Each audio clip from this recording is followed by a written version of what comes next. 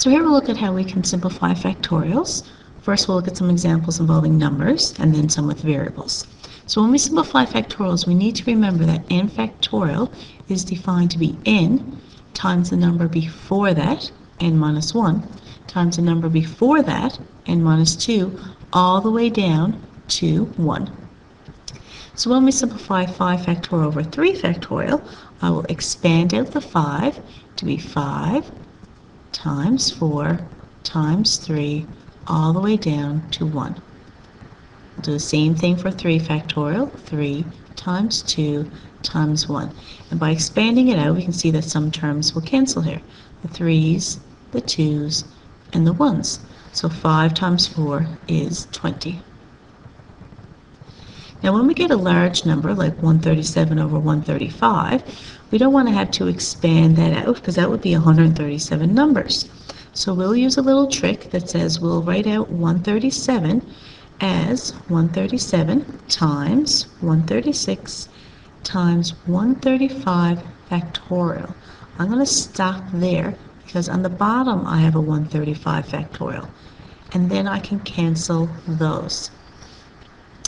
So my answer just becomes 137 times 136, which is 18,632. So I'm going to use the same trick here for the last one, 6 factorial over 4 factorial, 2 factorial. And write it as 6 times 5 times 4 factorial. I want to cancel with the larger factorial that's here on the bottom. So more terms will cancel. So those 4 factorials would be gone, and I'm left with 30 on top.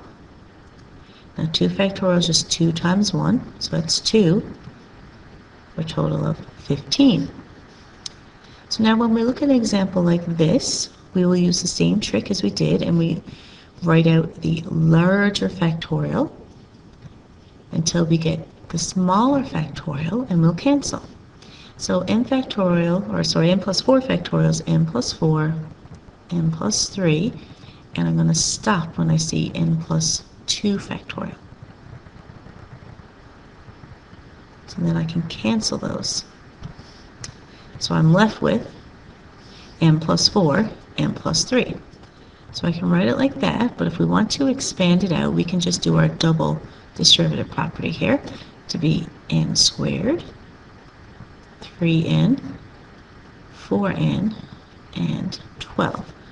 I'll just add a couple of those like terms there in the middle to give me 7n. So for b here, again, we'll expand out the larger one, but this time the larger one is in the denominator.